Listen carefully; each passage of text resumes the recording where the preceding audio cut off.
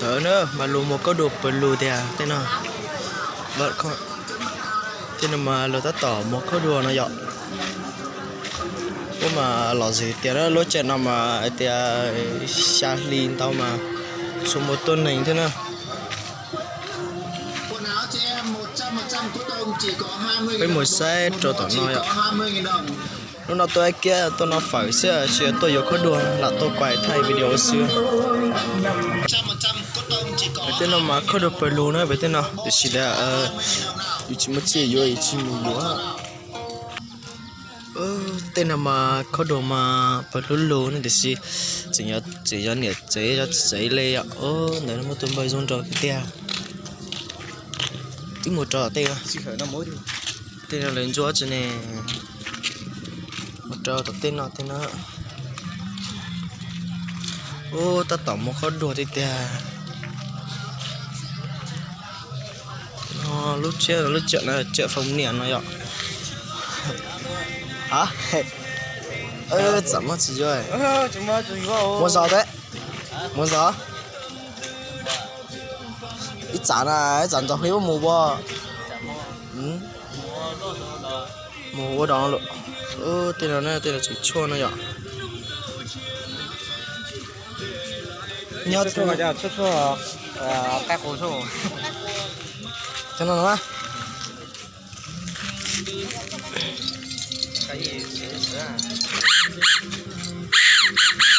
câu tiểu rồi đấy à em để mà mua nhau chỉ một chuyện là hỏi à mở tên nào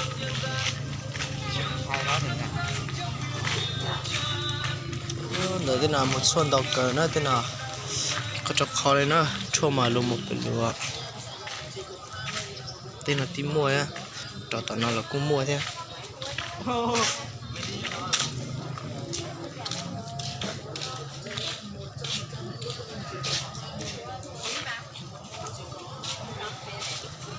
giờ có đùa thế nó tên là mà nhẹ phần lù nó ăn cái một lượt tít tia ăn cái một lượt tít tia lại dậy thế nào cái kia tên nó chảy chua nữa tên là nó sẽ dọn mà tia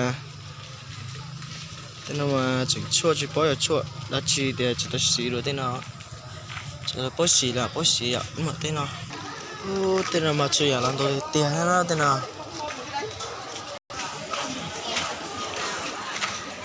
cho nó ý vào kìa sao cái thằng gì phải được đâu nó tốt gì nhỉ cái đấy là 25.000 hả đi chưa có một loại 35.000 ai chơi là 25.000 loại này 35.000 ai chơi này chua thì cho chó hồi nhau thì nè hồi sáng em chả con mình đeo bò cái này 35.000 này. Ui cho con Cái nào muốn thì pháo này. Này cái này 35.000. Lấy gì đấy? nó cho nó này Cái này 10.000. Cái đấy 25.000. 25 nhiều Cho bao hẳn xương. cho 20 đi Thâu đầu. Có thâu đầu không đâu. bao 20 đi 24 không bán đâu là này tốt mà. 20 đi Không, bao nhiêu một gói? cái nó tôi phải rồi Không đầu 35.000 Chơi già cây. cái nào? Lấy phòng em 1.200 gói nhiều. cái liệu Lấy 10.200. lâu gì lâu xưa cho nó một chưa Lấy 10.000 nhá. tôi nó ít ông à chơi Nó lại tốt mà không bán lấy đâu. Tôi có 2.000. 42 cái được Hả? 42 cái Không bán. Bán đi. 42 cái không bán. Không mặc cả đâu.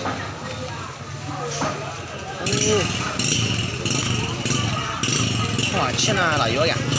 sao yếu lắm ta mà một cái cho là khá sao là yếu rồi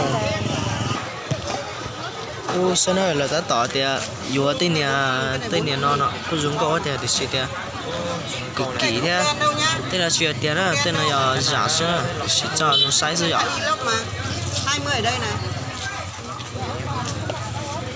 cái lẽ mua cười nó chi vô kìa chết rồi không phải vô cho nó đuôi những con này không đó đuôi này cái này cho nó có nhiều nhiều cho nó dùng câu cho nó dọc Đấy cái 25.000 này, cái này to hơn này. không thấy lại to đâu thấy lại bé không cái loại này to quá sao nữa đó là mà bây giờ nó tiền nên nhẹ lại cái thông nhân chạy đi à để cho lại thế nào nữa ô tao nói nữa mà thì tụi bạn nên chơi mà trong một yếu nhẹ son nè lại tôi cho xin nó mấy chuyện yếu nhẹ khó chốt chọn nó tôi một tỷ số nó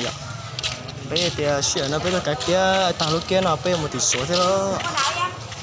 ô vâng ô đó nữa mà tên là mà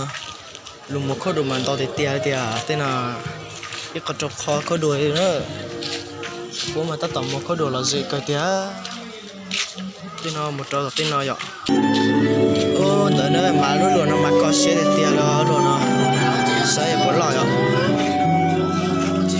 lò cái tia đó nó thì nó mà nó ta tao nó phải nữa thì nó đó nó mà ta tao nó phải là gì cái nữa là chỉ bảo thì nó là cái kia mà chỉ là dễ nó thì chỉ là tôi cái kia thì chứ ạ nó nói với mà cái kia mà tôi chỉ muốn chỉ dùng kia đi cho là dùng khó cho khỏi dùng một tí số thôi thôi